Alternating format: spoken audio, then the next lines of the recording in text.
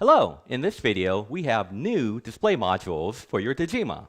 Over time, your display module here, the text on it, will fade out.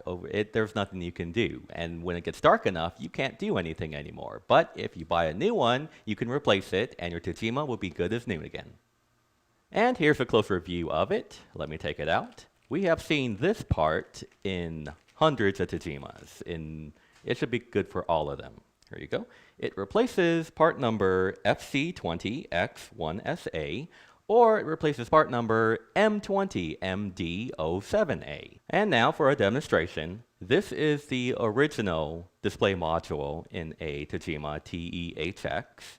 Compare it now, and we'll replace it with a new one. And here is the original one. This was the one in the machine all these years. And here is the newer module. It looks about the same. And here's the new one. As you can see, it works. Now to compare the old one, old, new. Works the same.